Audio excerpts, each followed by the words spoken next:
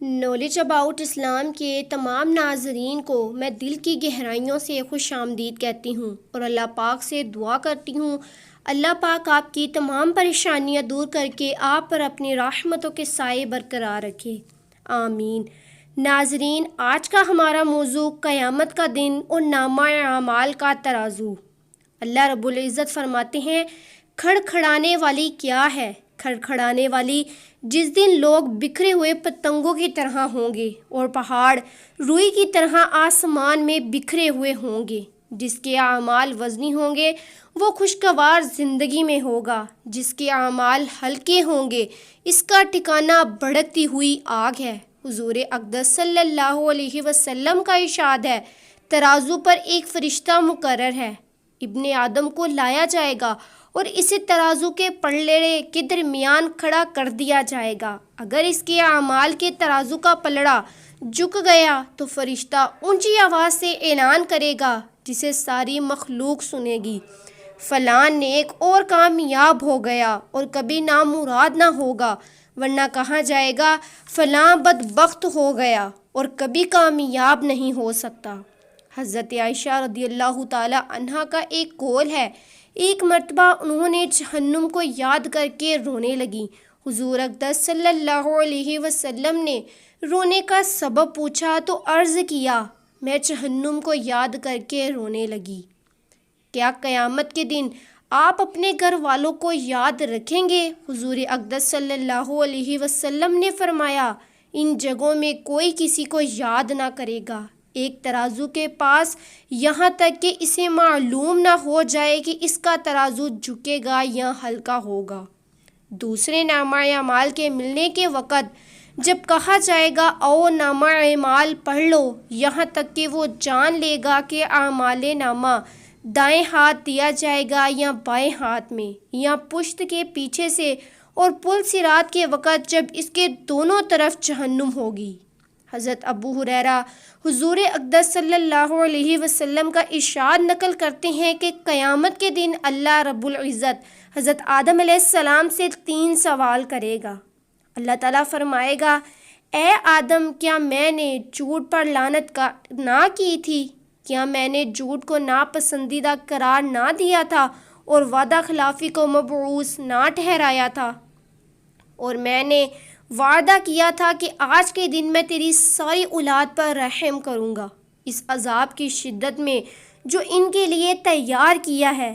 لیکن میرا یہ بھی قول ہے تو حق ہے، اگر میرے رسولوں کی تکذیب کی گئی، ان کے حکم کی یا میرے حکم کی نافرمانی کی گئی تو میں جنوں اور انسانوں سے جہنم کو بھر دوں گا۔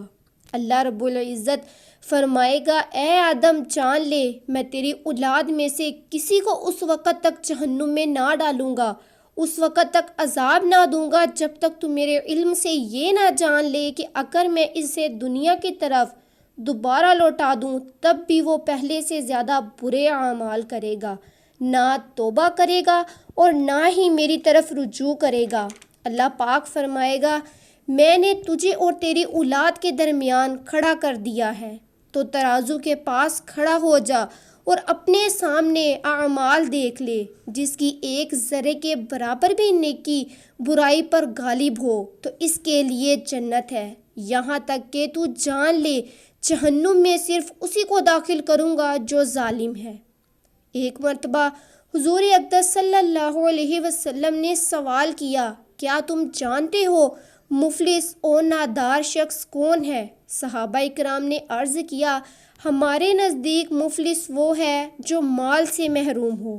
پھر فرمایا، میری امت کا مفلس اور نادار شخص وہ ہے جو قیامت کے دن نماز، روزہ، زکوٰۃ لے کر آئے، لیکن پھر وہ شخص آئے گا جس کو اس نے گالی دی ہوگی، جس پر تہمت لگائی ہوگی، جس کا مال کھایا ہوگا، جس کا خون بہایا ہوگا، جس کو مارا ہوگا، بس اس کی نیکیاں لے لی جائیں گی اور مظلوم کو دے دی جائیں گی۔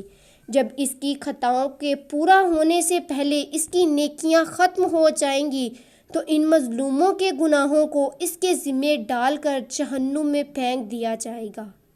ایک حدیث میں ہے، قیامت کے دن سب سے پہلے خون کا حساب لیا جائے گا۔ قیامت کے دن اللہ رب العزت تمام اگلے پچھلے لوگوں کو جمع کرے گا، پھر ایک منادی اعلان کرے گا، اے لوگو جو کسی ظالم کا مطالبہ کرنا چاہے اسے اور اپنے حق کو لے کر آئے، تو ہر آدمی خوش ہوگا جس کا اس کے والدین، اولاد، بیوی یا بھائی پر کوئی حق ہوگا وہ اسے لے آئے گا، خواہ وہ کوئی چھوٹا ہی کیوں نہ ہو، کیونکہ اللہ تعالیٰ کا ارشاد پاک ہے کہ جب سور پھونکا جائے گا تو ان کی آپس کی رشتہ داریاں نہ رہیں گی، ایک دوسرے کو پوچھیں گے، جن کے اعمال وزنی ہوں گے وہ کامیاب ہو جائیں گے، اور جن کے اعمال کے وزن ہلکے ہوں گے تو وہ وہی لوگ ہوں گے جنہوں نے اپنے نفس کو دھوکہ دیا، اپنے نفس کا نقصان کیا، جہنم میں ہمیشہ رہیں گے۔ ایک اور بندہ لایا جائے گا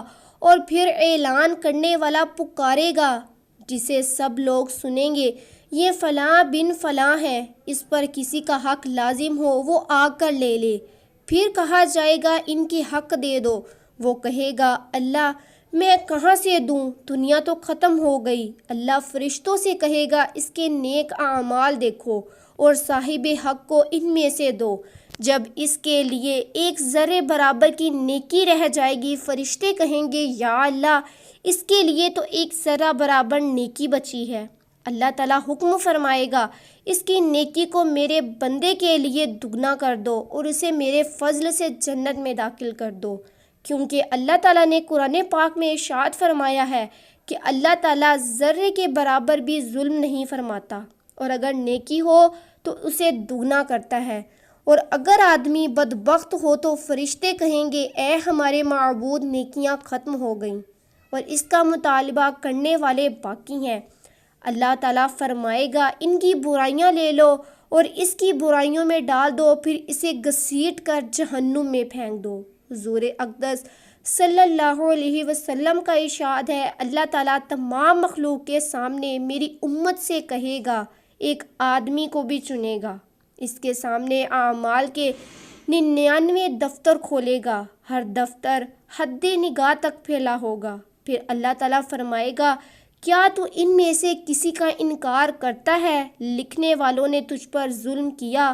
وہ کہے گا نہیں۔ اللہ پاک فرمائے گا اپنا عذر بیان کرو، وہ کہے گا اے اللہ کوئی عذر نہیں۔ اللہ پاک فرمائے گا ہمارے پاس تیری ایک نیکی ہے اور آج کے دن تجھ پر کوئی ظلم نہ ہوگا، اور ایک کاغذ کا ٹکڑا نکالا جائے گا جس پر لکھا ہوگا اشہد ان لا الہ الا اللہ و اشہد ان محمد رسول اللہ۔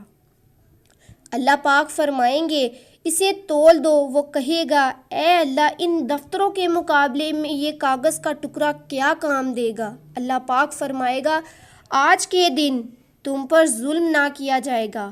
پھر ایک پلڑے میں ان تمام دفتروں کو رکھا جائے گا اور دوسرے پلڑے میں اس کاغذ کے ایک ٹکڑے کو رکھا جائے گا، تو وہ 99 دفتر اڑنے لگیں گے اور کاغذ کا ٹکڑا جھک جائے گا۔ فرمایا اللہ کے نام سے وزنی کوئی چیز نہیں، اور یہ کلمہ جو ہم نے پڑھا ہے اس کا وزن تمام کائنات سے زیادہ ہے، یعنی جس کے ساتھ اللہ پاک کا نام ہو کوئی گناہ اس کا مقابلہ کر ہی نہیں سکتا، بلکہ اللہ تعالیٰ کا ذکر گناہوں پر غالب آ جائے گا۔ اللہ پاک ہم پر رحم فرمائے۔ محترم ناظرین، اپنے اعمال کے ترازو کو یاد رکھیے، اپنے نقصان سے ڈریے اور یقین رکھیے کہ جس کا کوئی گناہ نہ ہو اس کے لیے جنت ہے، اور جس کے پاس کوئی نیکی نہ ہو اس کے لیے جہنم ہے۔ اللہ کے بندو، اللہ سے ڈرو اور اس کے بندوں کے مالوں کو چھین کر، ان کی عزتوں کو لوٹ کر، ان کے دلوں کو پریشان کر کے، ان کے ساتھ رہن سہن میں برا سلوک کر کے ظلم سے بچو، کیونکہ اللہ تعالیٰ اور اس کے بندے کا جو تعلق ہے مغفرت اس سے کہیں بڑھ کر ہے۔ جب کوئی مظلوم ایسے ظالم سے مطالبہ کرے گا جو توبہ کر چکا ہو، اس گناہ کو چھوڑ چکا ہو جو دوبارہ اس کو نہ کیا ہو اس نے، اور اس کو حلال نہ سمجھا ہو، تو اللہ پاک اس مظلوم سے کہے گا سر اٹھا، تو وہ سر اٹھائے گا تو سامنے عظیم و شان محل ہوگا جو چمکتا ہوگا۔ وہ کہے گا یا اللہ یہ کیا ہے؟ اللہ پاک فرمائے گا یہ بیچنے کے لیے ہے، تم مجھ سے اسے خرید لے۔ وہ کہے گا میرے پاس اس کی قیمت نہیں، حکم ہوگا اپنے بھائی کے ظلم کو معاف کر دے تو یہ محل تیرا ہوگا۔ وہ کہے گا اے میرے رب، میں نے اس بندے کو معاف کر دیا تو وہ محل اس کے نام کر دیا جائے گا۔ محترم ناظرین، قیامت کے دن کے حالات بہت زیادہ سخت ہیں، اعمال کا ترازو بہت زیادہ سخت ہے جس سے ہم سب کا پالا پڑنا ہے۔ ایک دوسرے کو معاف کیجئے، کسی پر ظلم نہ کیجئے، کسی کا حق مت کھائیے، کیونکہ اللہ تعالیٰ فرماتا ہے قیامت کے دن مکھی کے سر کے برابر بھی میں کسی کو معاف نہیں کروں گا اگر وہ ظالم ہوا۔ محترم ناظرین، یہ وہ دن ہوگا جب انسان ایک نیکی تک کے لیے ترستا ہوگا، ایک نیکی کے لیے روتا ہوگا، ایک نیکی کی وجہ سے انسان جنت سے جہنم میں ڈال دیا جائے گا۔ وہ کہے گا کاش میں نے دنیا میں نیک اعمال کیے ہوتے۔ اس لیے محترم عزیز دوستو، ہمارے پاس ابھی بھی وقت ہے، ہم زندہ ہیں، ہم صحت مند ہیں، ہم اللہ پاک کی عبادت بھی کر سکتے ہیں، نیکیاں بھی کما سکتے ہیں، اور سب سے بڑی بات، اللہ کے انسانوں کو تنگ مت کیجئے، کسی پر ظلم مت کیجئے، کسی کے ساتھ زیادتی مت کیجئے، کسی کا حق مت کھائیے، اللہ کے بندوں کے ساتھ نیک سلوک کیجئے، کیونکہ اللہ پاک اس سے بہت خوش ہوتا ہے۔ تو انہی لفظوں کے ساتھ ہمیں اجازت دیجئے۔ ہم امید کرتے ہیں آپ کو ہماری ویڈیو آج کی پسند آئی ہوگی۔ اگر ہماری ویڈیو آپ کو پسند آئی ہو تو اپنی قیمتی رائے کا اظہار کمنٹ باکس میں ضرور کیجئے، اور سبسکرائب کے ساتھ بیل آئیکن کو ضرور دبا دیجئے تاکہ ہماری آنے والی ہر نیو ویڈیو کا نوٹیفیکیشن آپ تک سب سے پہلے پہنچتا رہے۔ اگلی ویڈیو تک کے لیے اجازت دیجئے۔ اللہ پاک ہم سب کا حافظ و نگہبان۔